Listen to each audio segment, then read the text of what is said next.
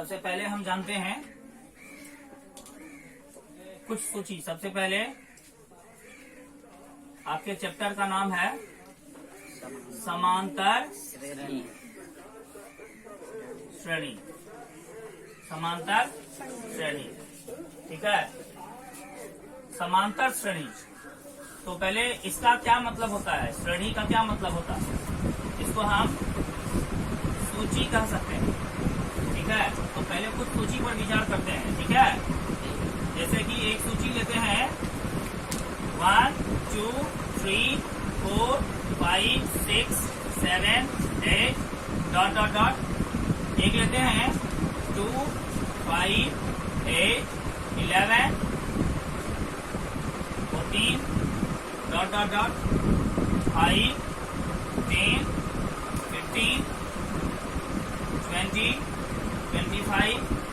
और कुछ लेते हैं इस तरह से 1 ले लेते हैं, 3 ले लेते हैं, 4 ले लेते हैं, 6 ले लेते हैं, 7 ले लेते हैं, 8 ले लेते हैं, 10 ले लेते हैं, 15 ले लेते हैं, कुछ इस तरह से लेते हैं, ठीक है। यहाँ देखेंगे ये सूची है, ये जो है आपको 1 2 3 4 सूचियां हैं यहाँ पे। इन सूचियों में देखेंगे 1 2 3 4 5, इसका जो है 1 के बाद 2 आ रहा है, 2 के बाद 3 आ रहा है, 3 के बाद 4 आ रहा है, मतलब अंतर कितना कितना का है, एक एक का अंतर है। 1 के बाद 1 जुटा तो 2 आया, फिर 1 जुटा तो 3 आया, फिर 1 जुटा तो 4 आया, फिर 1 जुटा तो 5 आया, इस तरह से है। चलिए ठीक, तो यहाँ पे देखेंगे, यहाँ पे 2 के बाद कितना जुटा है, 5 नहीं जुटा है, 3 जुटा है, फिर कितना जुटा है, फिर कहाँ 5 जुटा है, फिर कितना जुटा है, फिर कितना जुटा है, 2 3 5 3 8 3 11 3 14। इसमें कितने का अंतर है, 3 का अंतर है। यहाँ पर आपको +1 का अंतर था, यहाँ पे +1 का अंतर था, ठीक है। सब में +1 होते जा रहा था, यहाँ पे सब में क्या हो रहा है, +3 हो रहा है। तो इसमें सभी पदों के बीच का अंतर कितना है, 3 का अंतर है, ठीक है। आगे जो आएगा वो भी इसमें +1 जुट के आएगा और इसमें +3 जुट के आएगा, ठीक है। देख लीजिए आप कि पहले 3-4 पदों को देख लीजिए, पहले 2 पदों के बीच का अंतर, फिर 2 पदों के बीच का अंतर, फिर 2 पदों के बीच का अंतर। इस तरह से जब आप प्रत्येक 2 पदों के बीच का अंतर देखेंगे तो वो कितना आता है, इसमें 3 आता है, इसमें 1 आता है। इसमें देखते हैं 5 से 10 +5 आया, फिर 10 से 15, फिर +5 आया, 15 से 20, फिर +5 आया, फिर +5 आया, फिर +5 आएगा, ठीक है। तो यहाँ पे हम देखेंगे कि इसमें 1 का अंतर है, +1 बढ़ जा रहा है, इसमें +3 बढ़ रहा है और इसमें +5 बढ़ रहा है। इसमें देखते हैं यहाँ पे 1 से 3 आया तो +2 हुआ, 3 से 4 आया +1, 4 से 6 आया +2, 6 से 7 आया +1, 7 से 8 आया +1, 8 से 10 गया, 10 से 15 गया। अब पता नहीं इसके बाद कोई एक ही अंतर यदि आता तब समझते कि इसमें 5, इसमें 5, इसमें 5, इसमें 5, इसमें 5, तो आगे भी 5 ही का अंतर आएगा। यहाँ भी समझ में आ रहा है कि आगे 3 का अंतर आएगा, यहाँ भी समझ में आ रहा है कि आगे का जो पद होगा वो इससे 1 अधिक होगा। लेकिन आप अपने मन में सोच के देखिए कि इन पदों में आपको क्या लगता है कि अगला पद क्या होगा, किसी का कोई अनुमान, अगला पद क्या होगा?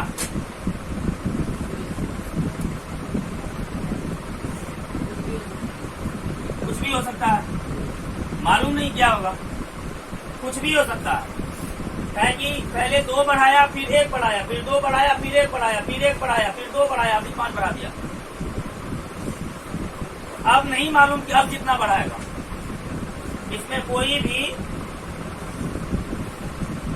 ट्रिक काम नहीं कर रहा।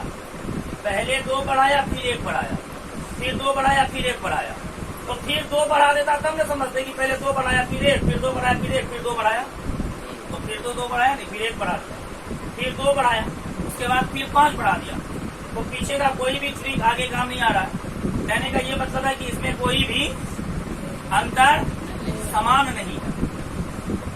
इसमें किसी भी दो पदों के अंतर समान नहीं है। कोई भी दो पद इसमें जो है आपका ये दो पद है, फिर ये पद दो पद है, फिर ये दो पद है, तो कोई भी दो पद के बीच का अंतर जो है वो पहले के पदों से मिलता जुलता नहीं है।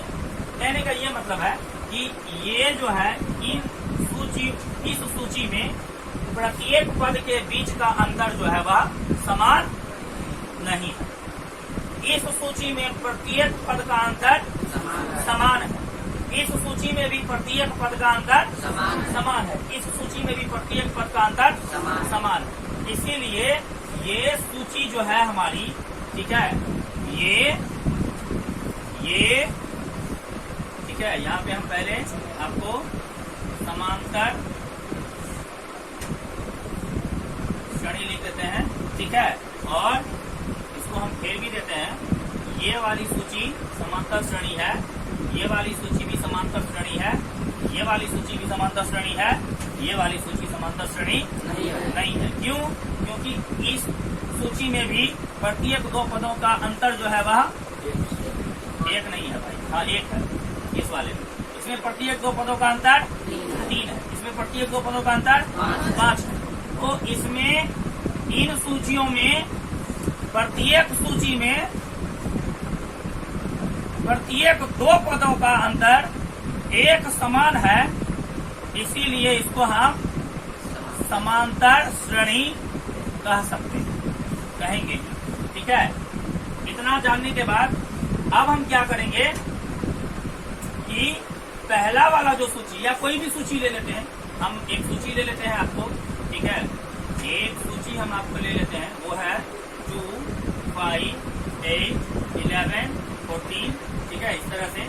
तो इस वाले सूची में आप देखेंगे कि सबका अंतर तो समान है ही, तो इसमें जो पहला वाला है पद, ठीक है, इसको हम प्रथम पद कह सकते हैं। क्या कह सकते हैं? प्रथम पद कह सकते हैं, ठीक है। अंग्रेजी में आप इसको फर्स्ट टर्म कह सकते हैं। क्या बोल सकते हैं? फर्स्ट टर्म कह सकते हैं, ठीक है। फर्स्ट टर्म यदि हम इसको कह सकते हैं तो इसको हम T1 या A1 का नाम दे सकते हैं, ठीक है।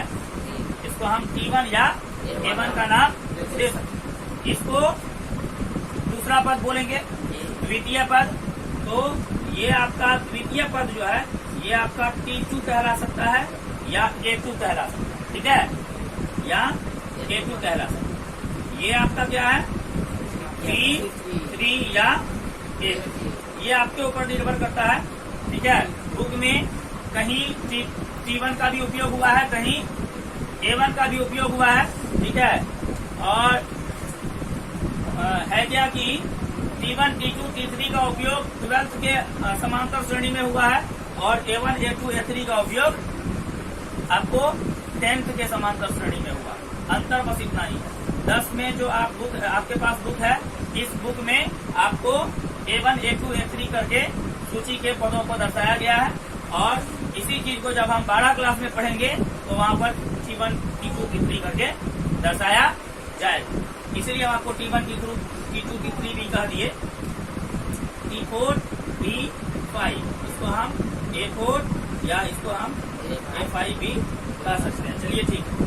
तो कुल मिलाकर के हमारा ये आपको कहना है, समझाना है कि ये जो सूची है, इस सूची का जो मानक रूप होगा, ठीक है, वो होगा A1, A2, A3, A4, A5, A6 ... ठीक है।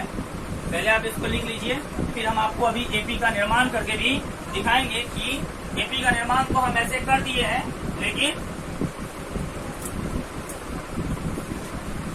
एपी का निर्माण ये जो हुआ, पहला पद के बाद दूसरा पद कैसे आया, दूसरा पद के बाद तीसरा पद कैसे आया, कैसे आया, ये भी अभी हम आपको करके दिखाएंगे। फिर उसका सूत्र भी उतार के आपको दिखाएंगे, ठीक है। ऐसे सूत्र उसका बनता है।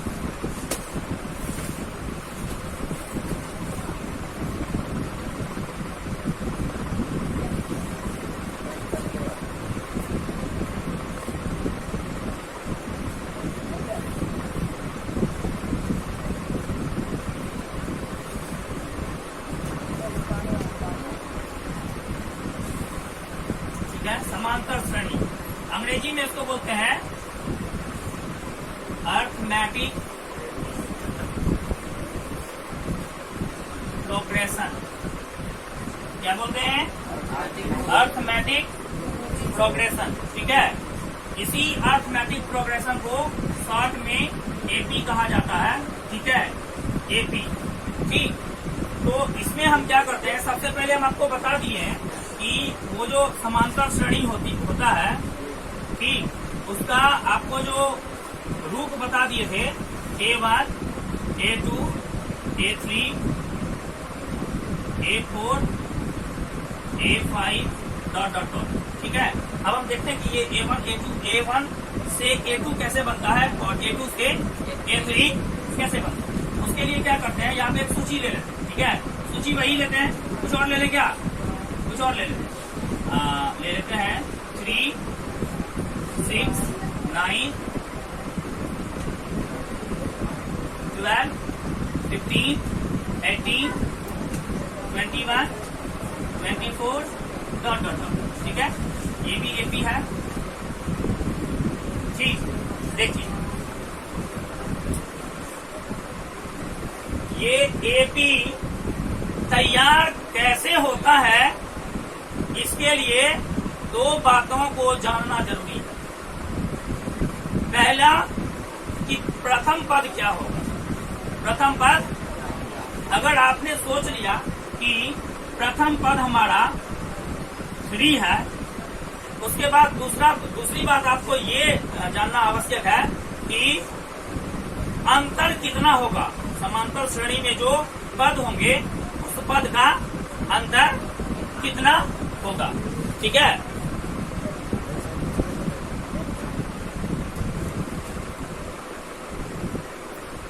दूसरी बात हमको ये जानना है कि अंतर कितना होगा, प्रत्येक पदों के बीच का अंतर कितना होगा। मान लीजिए आप अंतर भी 3 ही मान लेते हैं। ठीक है, अंतर भी 3 ही मान लेते हैं। अंतर को डी क्यों लिखे? डी मतलब डिफरेंस, डी मतलब डिफरेंस। ठीक है, ऐसे समांतर श्रेणी में दो पदों के बीच का जो अंतर होता है, चलिए उसके बारे में बाद में चर्चा करेंगे। फिलहाल अभी ये भी तैयार कर लेते हैं। ठीक है, ये आपका A3 है, ये आपका ये A1 है, वो हम 3 माने हैं, और इसका हम D मान लिए हैं 3। तो हमारा A2 जो तैयार होगा वो कैसे होगा, जब हम A1 में 3 जोड़ देंगे ना। A1 में 3 जोड़ने का क्या मतलब हुआ? A1 में 3 जोड़ने का क्या मतलब हुआ? 3 में 3 जोड़ेंगे, ये क्या हो जाएगा? 6 हो जाएगा। ठीक है, चलिए A3 कैसे निकालेंगे? तो A2 में 3 जोड़ेंगे। ठीक है, ये हो जाएगा A2 हमारा 6 है, तो हम उसको इसमें 3 जोड़ देंगे तो ये हमारा 9 हो जाएगा। A4 जो है, इसमें हम क्या करेंगे, इसके लिए A3 में 3 जोड़ेंगे तो हमारा क्या निकलेगा? 9 + 3 = 12। ये तो एक बात है, प्रत्येक पद में 3-3 जोड़ते जाएंगे तो एपी निकल जाएगा। लेकिन ये इससे हमारा मानक नहीं, रूप नहीं निकलेगा, और इससे हमारा सूत्र भी नहीं निकलेगा। तो इसी चीज को हम आपको दूसरे तरीके से करके दिखाते हैं। ठीक है, हम केवल आपको बता रहे थे कि एपी निर्माण कैसे होता है। अब हम एपी को दूसरे तरीके से निर्माण करके आपको दिखाते हैं। A1 में A2 निकालने के लिए हम क्या करते हैं, A1 में एक बार D जोड़ते हैं। नहीं, एक बार D जोड़ने का मतलब हुआ 3 में 3 जोड़ेंगे, क्या हो जाएगा? 6। A3 कैसे निकालेंगे? A2 में D जोड़ेंगे। कितना बार? एक बार जोड़े थे A2 के लिए, तो A3 जब निकाल रहे हैं तो D को कितना बार जोड़ना पड़ेगा? D को 2 बार जोड़ना पड़ेगा, क्योंकि एक बार जोड़ने से A2 निकलता है, 2 बार जोड़ेंगे तब निकलेगा A3। 2 बार D जोड़ेंगे, 3 + 2 × 3, ये हो जाता है 3 + 6, ये हो जाता है 9। A4 जब निकालेंगे तो क्या हो जाएगा? A3 सॉरी 1 मिनट, यहाँ गलती हुई है। A1 में D को 2 बार जोड़ेंगे। ठीक है, मिस्टेक हो गया। A1 में एक बार D जोड़ेंगे, प्लस 3 6 हो जाएगा। अब A3 निकालेंगे। A3 निकालने के लिए A1 में पहले एक बार D जोड़े, तो A1 में इस बार 2 बार D जोड़े, ठीक है। अब A1 में A4 निकालने के लिए A1 में क्या निकालेंगे, कितना जोड़ेंगे, 3 बार D जोड़ेंगे, ठीक है। ये हो जाएगा 3 प्लस 3 मल्टीप्लाई 3, ये हो जाएगा 3 प्लस 3 9, ये हो जाएगा 12। A5 इसी तरह से हम निकालेंगे, तो A1 में ही कितना बार D जोड़ेंगे आपको मालूम चल गया होगा, 4 बार D जोड़ेंगे। A6 निकालेंगे तो कितना बार D जोड़ेंगे, 5 बार D जोड़ेंगे। और A7 निकालेंगे तो कितना बार जोड़ेंगे, हैं 6 बार D जोड़ेंगे। यहाँ पर एक सूत्र हम आपको निकाल के दिखा रहे हैं, ठीक है। यहाँ पे अगर सोच लीजिए कि हमको AN निकालना है, जब हमको A5 निकालना था तो 4 दिए D, A6 निकालना था तो 5 D दिए, A7 मतलब 6 D दिए। 5 में 4 को क्या बोल सकते हैं, 5 माइनस 1 बोल सकते हैं, 4 को 5 माइनस 1 बोल सकते हैं, नहीं बोल सकते हैं। 4 को 5 माइनस 1 बोल सकते हैं। 5 में से 1 घटाएंगे तो 3 ना होगा, कितना होगा, अच्छा वही 4 ना होगा। हाँ, एक रहते दिमाग जगह पे है, ठीक है। तो 5 में से 1 घटा के 4 होता है, तो A5 को 5 माइनस 1, A4 को 5 माइनस 1 लिख सकते हैं।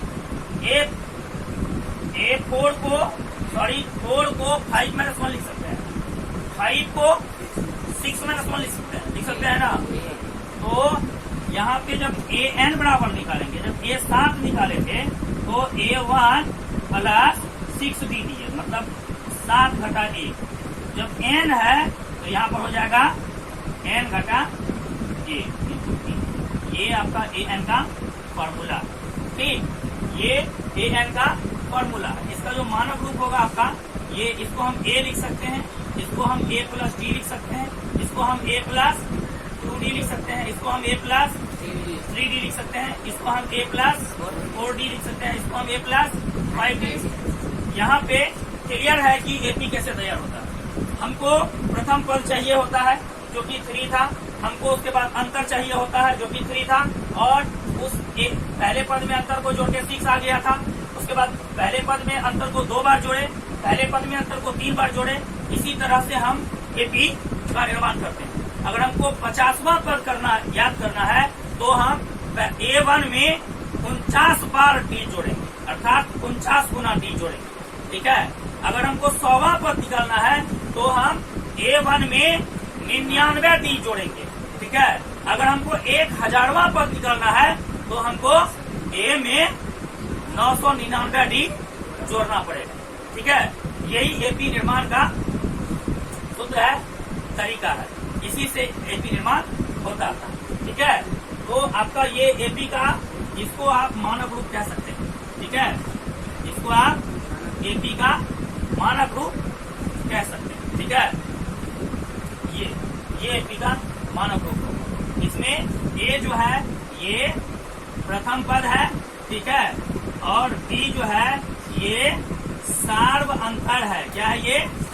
सार्व अंतर है। इसको हम कहते हैं अंग्रेजी में कॉमन डिफरेंस, ठीक है। और बस इतना ही, इस दोनों में इतना ही जानना था, ठीक है। इसको आप फट से लिख दीजिए।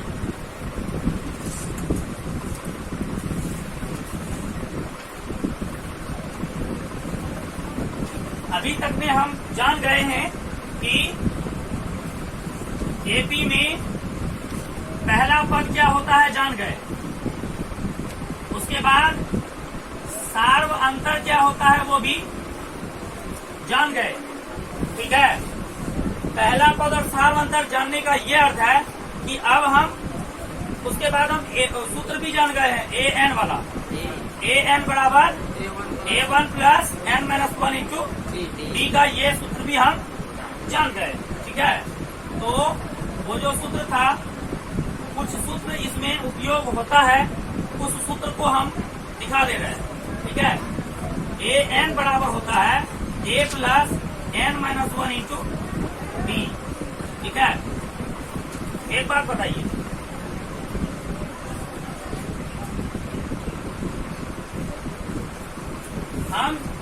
इस ए एन वाले फार्मूला से क्या क्या निकालेंगे? देखिए ए एन तो हमको निकला हुआ है, ए का फार्मूला भी निकालेंगे, एन का फार्मूला भी निकालेंगे और डी का फार्मूला भी।